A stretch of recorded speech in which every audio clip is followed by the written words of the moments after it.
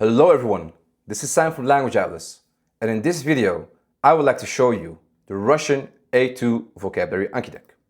In this video we will go over three things. First, I would like to show the course structure of the Russian A2 vocabulary Anki deck. Second, I would like to show the course content.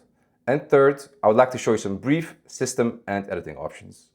Now you can see that I have the Russian A2 vocabulary Anki deck right over here. Now normally you would double click on an Anki deck to open it, but I've already done so, as you can see right over here. So I will maximize Anki, and I'd like to get started with my first point, which is to show you the course structure. Now inside the overall Russian A2 vocabulary Anki deck, we have 7 chapters, starting with chapter 1 pronouns, and then going to chapter 2 conjunctions, and then chapter 3 verbs, chapter 4 nouns, chapter 5 adjectives, chapter 6 adverbs, and chapter 7 prepositions. Now if I go to chapter 4 nouns, in front of it you can see a little plus icon. If I click on it, you can see that there are more decks inside of it, 20 to be precise. Now what I've done is that I've categorized all nouns by theme, so ranging from academia and intellect and animals, all the way to time, maths and numbers and transportation. Now I've done this because I would like you to be able to practice nouns by theme. So if you wish to learn more about arts and entertainment, you can do so. If you wish to learn more materials and substances, or sports, hobbies and activities, whatever you want to practice, you are able to do so. Now that was it for my first point, to show you the course structure. Now I'd like to go to my second point, which is to show the course content. Now I can't show you all the decks, but I'd like to show you 3 decks, which I think will give you a good image of what you can expect if you do the Russian A2 vocabulary Anki deck. I would like to show you chapter 4 nouns, chapter 5 adjectives, and chapter 3 verbs. And within chapter 4 nouns, I'll show you society and economy. So I'd like to get started with the first one, which is chapter 4 nouns, and I'll go to society and economy. I'll click on study now, and this is the first card type.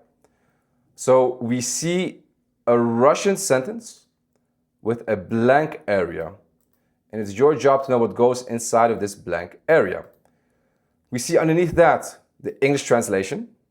This advertisement is on TV every 5 minutes.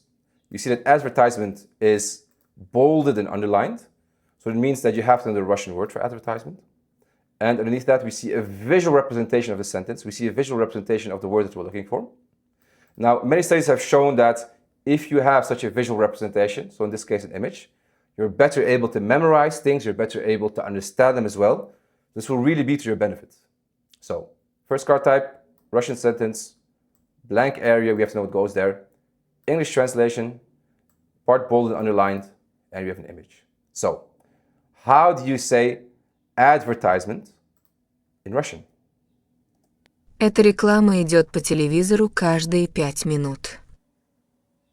Реклама. Рекламы. Great. So we see that there are 3 areas. We have a sentence area, we have a singular area, and we have a plural area. So I'd like to get started by showing you the sentence area. You can see that right over here we have the correct answer sentence. And we see something very interesting over here. We see that a certain part is bolded and shown in pink. Now why is this the case? Well, the Russian word for advertisement is a feminine one. See, Russian is a gendered language. There are 3 genders. You have the masculine gender, the feminine, and the neutral. All masculine words, all masculine nouns will be shown as blue. Feminine nouns will be shown as pink, and neutral nouns will be shown as green. So masculine will be shown as blue, feminine will be shown as pink, and neutral will be shown as green. So having this color coding here will really help you, so you can immediately know, like, okay, yes, a noun is of this gender. In this case, it's a feminine one. Having this color coding here will increase your memorization skills, will make it a lot easier for you. And it's a nice visual cue, so you immediately know, like, okay, this is masculine, feminine, or neutral. So let's move on. We have underneath the Russian sentence, we have an IPA notation. Now there are certain people that really like having an IPA notation. This is for your pronunciation, so you can know exactly how every word is pronounced. So if you're one of those people, this is here for you. It will really help you. And if it's been your first time, maybe it will help you as well. Have a look. Underneath that, we have the English translation of the Russian sentence. And finally, we have the sentence audio. Эта реклама идет по телевизору каждые 5 минут. Great. Let's go to the second area, which is the singular area. We see that we have the Russian noun, and we see that an F between parentheses. F stands for feminine. So again, you know the gender. We have underneath that a pronunciation area like we had over here. We have the IPA notation, but we also have the Russian word with a stress marker right over here. Now, why is this the case? For some people, it's hard to know where to exactly put the stress in a Russian word, especially if you just started learning the Russian language.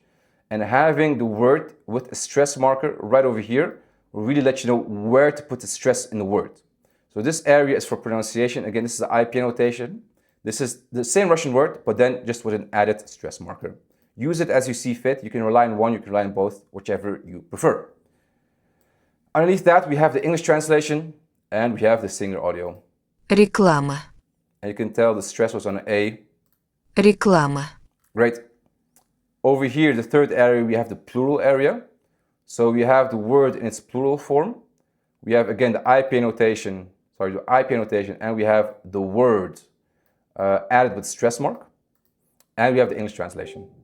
Finally, plural audio. Рекламы. Great. Let's do another one. Family tradition gathers everyone at the table. How do you say tradition? Семейная традиция собирает всех за столом. Традиция. Традиции. Great. So we have the sentence area with the correct word bolded and shown in pink because it's a feminine noun. We have the singular area, and again, the F here shows you that it's feminine. And we have the plural area. Let's continue. The man in the gray coat was waiting for the bus. How do you say man? Мужчина в сером пальто ждал автобус. Мужчина. Мужчины. Great. So same setup, sentence area, singular, plural, but this case we're dealing with a masculine noun, so the noun shows up as blue. And you can see it over here as well. We have the masculine noun, and there's an M between parentheses, so you know that it is a masculine noun. Let's continue. For a student, every penny counts. How do you say penny? Для студента каждая копейка на счету. Копейка. Копейки. Wonderful. Let's continue. Modern society is changing very fast. How do you say society in Russian? Современное общество меняется очень быстро. Общество. Общество. Wonderful. Now again, we see a noun, but this time it's green. Why is this green? Because society in Russian is a neutral word. And we can see the N here for neutral. So let's do one more. God only knows. Один Бог знает. Бог. Боги. Great. So we have the sentence area, we have the singular area, we have the plural area, we have the correct word, bolded to show you, bolded and color coded so you know the gender, the IPA to help you pronunciation, English translation, audio. Один Бог знает. We have the singular noun, also with the gender between parentheses. We have the IPA notation and word with stress marks. In this case, not necessary, but usually it's there also a stress marker. English translation, audio. Бог. And we have the plural IPA, word with stress marker, translation, and audio. Боги. Great. Now I could continue, but I think you get the picture of the nouns deck. So that was the first deck that I wanted to show you. I'd like to go to the second one, which is chapter 5, adjectives. I will click on study now. And this is, again, a card type that we're familiar with, the first card type. We see a Russian sentence. We see a blank area. We have to know what goes over here in the blank area. We see an English translation of the sentence with a certain part bolded and underlined. This is my daily route to work. So we have to know how to say daily in Russian. And we have a nice visual representation, so an image. And this visual representation is, of course, of the sentence and the words we're looking for. So, daily, how do you say that in Russian? Это мой ежедневный маршрут до работы. Ежедневный, ежедневное, ежедневное. Ежедневные. Great. So I'd like to go over what we see over here. We have a sentence area, we have a singular area, and we have a plural area. However, when we go to the sentence area, we can see that the correct word is bolded, but in this case, it's indigo. Now, does the color indigo mean anything? No. There's no special meaning whatsoever. The only reason that the correct answer is in indigo over here is so you can immediately spot the correct answer in the sentence. Now, in the nouns deck, color coding did have a special meaning. Masculine nouns were blue, feminine nouns were pink, neutral nouns were green. But for all other decks and all other cards, the correct answer will be shown in indigo. It has no special meaning. It's just so you can immediately spot the answer in the sentence. So, correct answer sentence with the correct answer bolded in indigo. We have the IPA notation, we have the English translation, and we have the audio. Это мой ежедневный маршрут до работы. Great. So we go to the singular area, and there's something interesting going on over here. We have 3 versions of daily. Why is this the case? Well, as I mentioned before, Russian is a gendered language. So we have the masculine version of daily, feminine, and neutral. So this deck shows you all the different versions, all different gendered versions of adjectives. We have over here the IP notations that we've gotten familiar with, and also the Russian word with the stress markers added in them as well.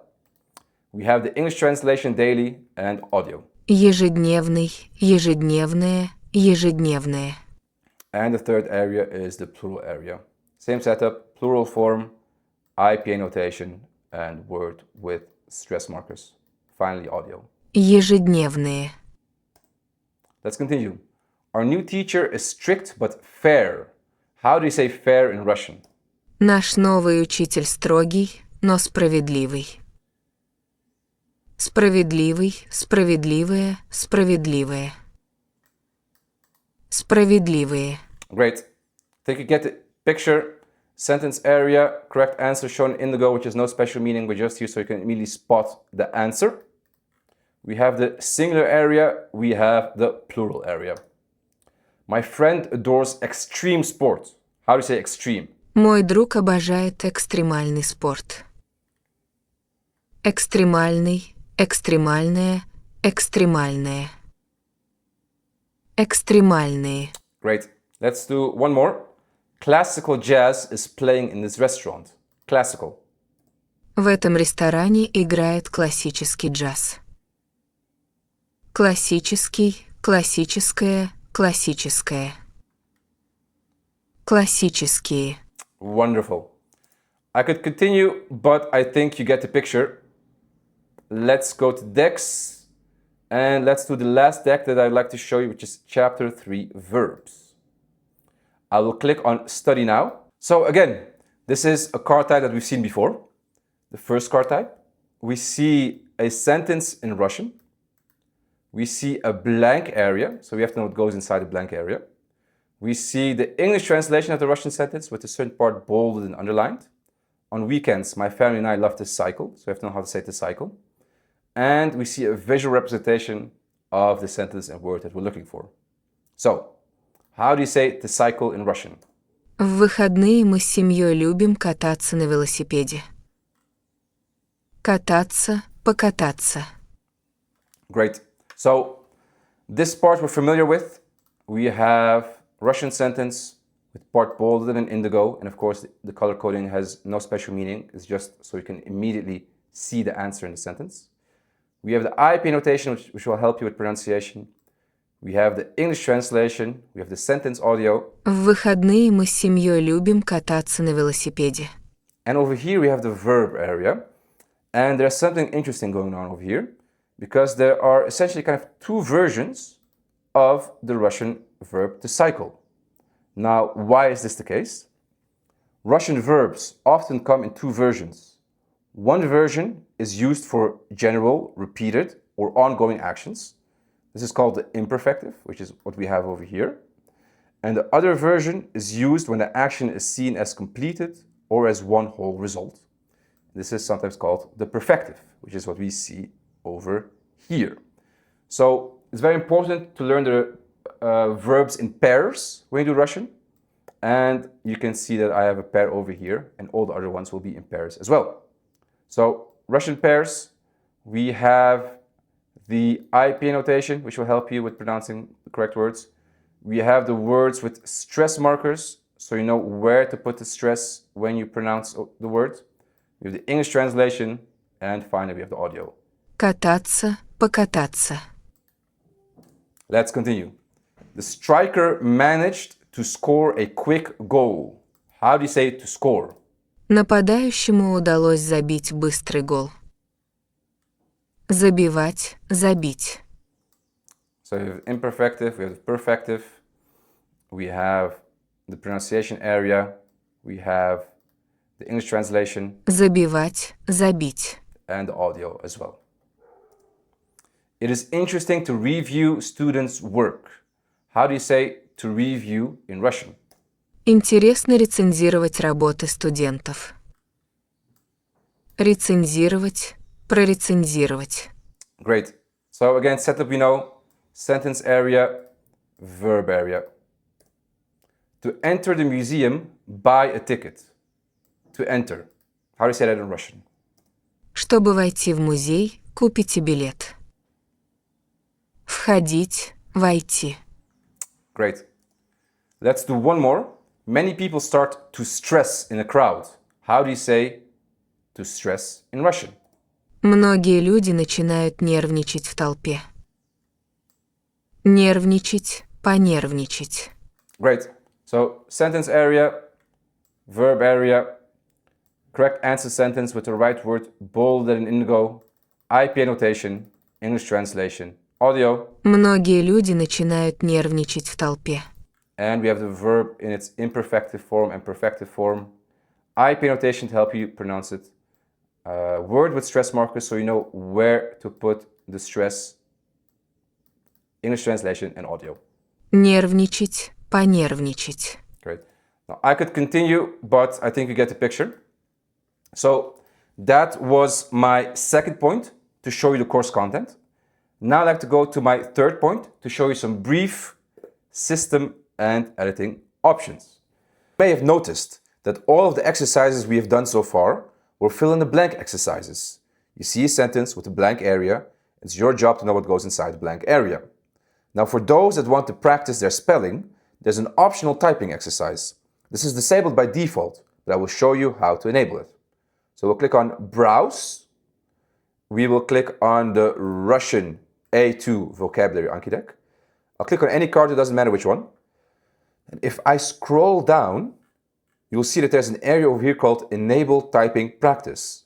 All you have to do is enter the word yes here, and this card will also have an additional typing exercise. However, doing this one by one for all of these cards will take a very long time. So I'll show you how to do it in a faster way. Click on any of the cards, it doesn't matter which one.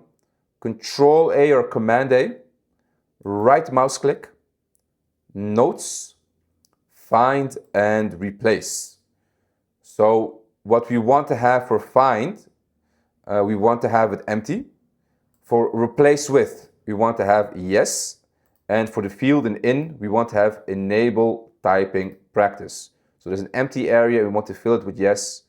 And enable typing practice is the area that we want to do it so. Okay.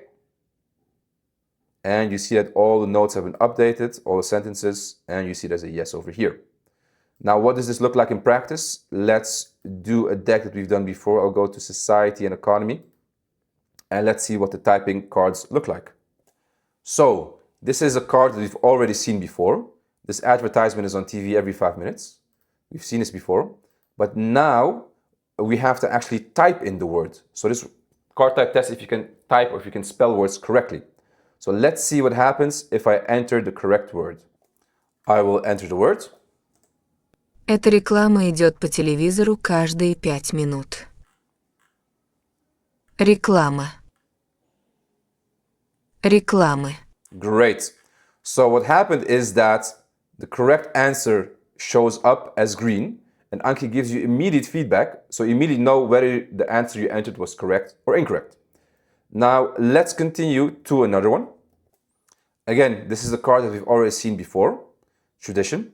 So what happens if I enter an incorrect answer?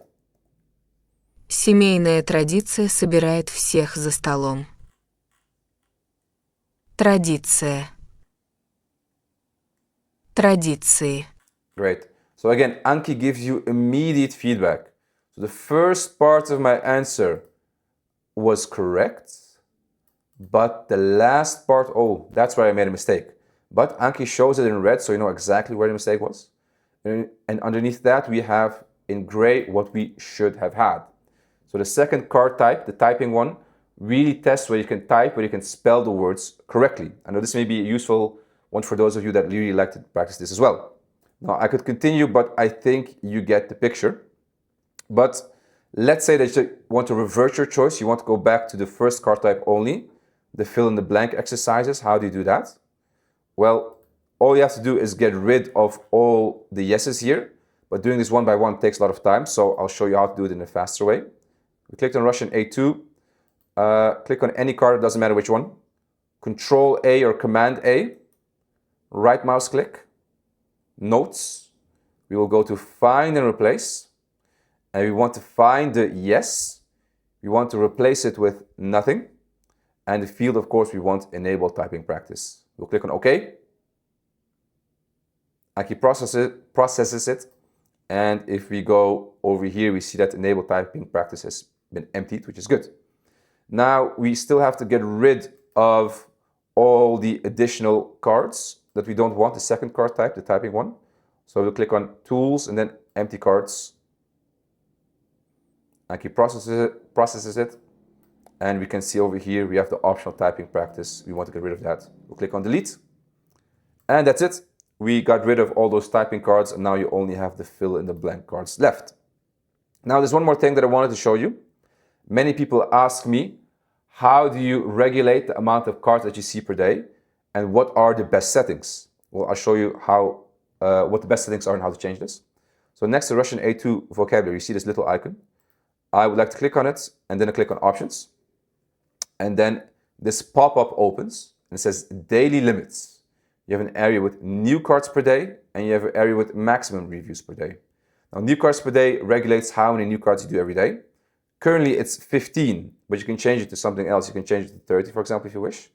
And maximum reviews per day regulates the amount of reviews that you do per day, the maximum amount of reviews. So currently, it's 150, and this means that you get a maximum of 150 reviews. It can be fewer as well, of course, but this is the number. I can change this to 300. So this would be a maximum amount of reviews that I do per day. Click on Save, and the numbers have increased. You can go to Options again, and then you get the same pop-up. You have the daily limits. I can make it a smaller amount, so 5 new cards per day, and let's say 50 reviews, maximum 50 reviews per day. And again, review is simply a card that you've already done before. And the numbers decreased. Great. So what I recommend for a starter is to have 15 new cards per day and 150 maximum reviews per day. I think this is a fair amount of cards and reviews that you can do per day.